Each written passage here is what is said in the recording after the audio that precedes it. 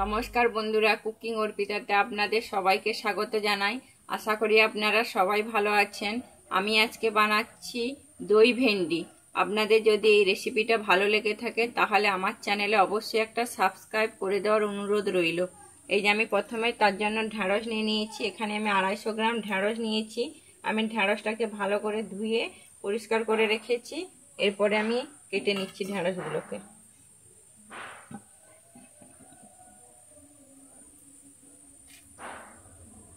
বড় ঢ্যাঁড়স হলে আমি এরকম দুভাগে ভাগ করে এইভাবে আমি কেটে নেব।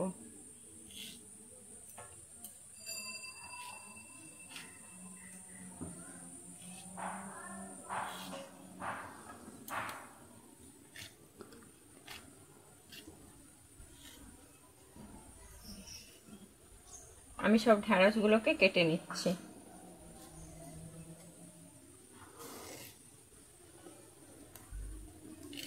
ঢ্যাঁড়সগুলোকে ভেজে নিচ্ছি। আমি ভেন্ডিগুলোকে ভেজে নিচ্ছি।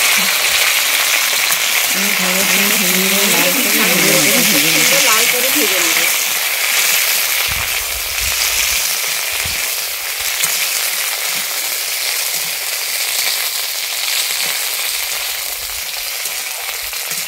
আর ভেন্ডিগুলো ভাজা হয়ে গেছে, আমি এবার নামিয়ে নিচ্ছি।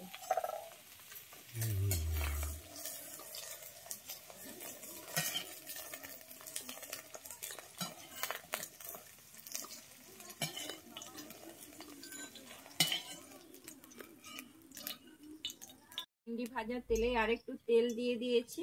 তেল দিয়ে এবার আমি দিয়ে দিচ্ছি জিরে, গোটা জিরে। আমার জিরেটা ভাজা হয়ে গেছে। এর মধ্যে আমি দিয়ে দিচ্ছি জোয়ান।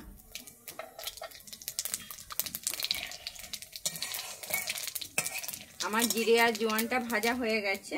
এরপরে আমি দিয়ে দিচ্ছি পেঁয়াজ। আমি একটা পেঁয়াজ কুচিয়ে রেখেছিলাম, কুচানো পেঁয়াজ।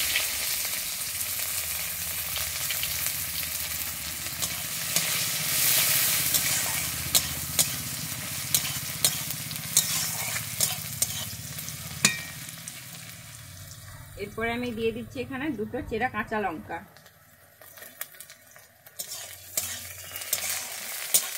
দিয়ে আমি একটুখানি ভেজে নিচ্ছি।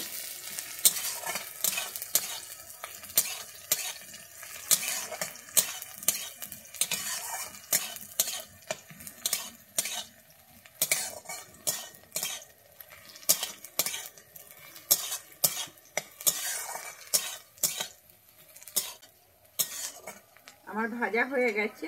এর মধ্যে আমি দিয়ে দিচ্ছি একটা টমেটো কুচি।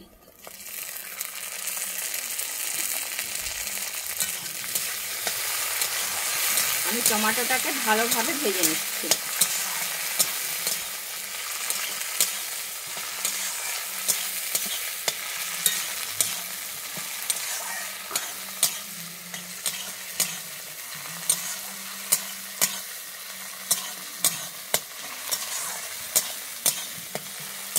আমার টমেটোটা ভাজা হয়ে গেছে। এর মধ্যে আমি দিয়ে দিচ্ছি 1/2 চামচ কাশ্মীরি লঙ্কার গুঁড়ো।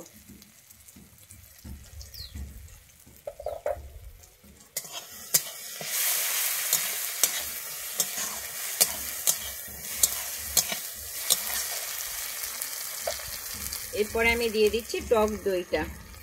টক দইটা আমি ভালোভাবে ফেটে নিয়েছি। এবারে দিয়ে দিচ্ছি টক দই।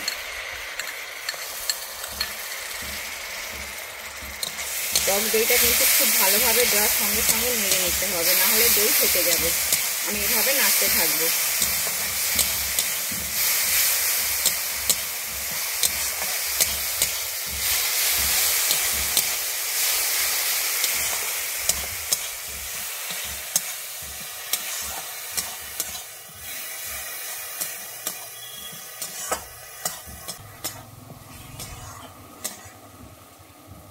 আমার দই থেকে খুব সুন্দর একটা তেল ছেড়ে দিয়েছে। এর মধ্যে আমি দিয়ে দিচ্ছি ভেজে রাখা ঢ্যাঁড়সটা।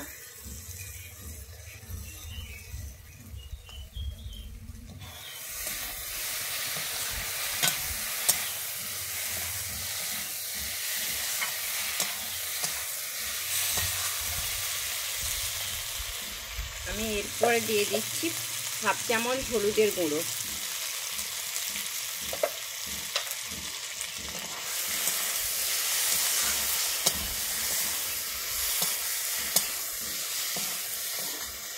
আমার ভেন্ডিটা এখানে ভাজা হয়ে গেছে। এর মধ্যে আমি দিয়ে দিচ্ছি এবারে লবণ। লবণটা আপনারা আপনাদের পরিমাণ অনুযায়ী দেবেন।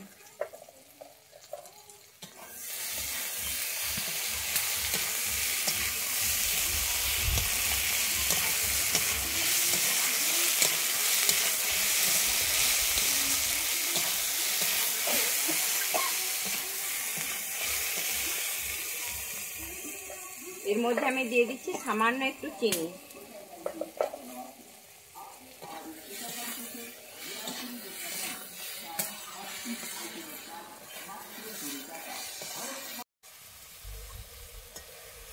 এরপরে আমি দিয়ে দিচ্ছি সামান্য একটু জল।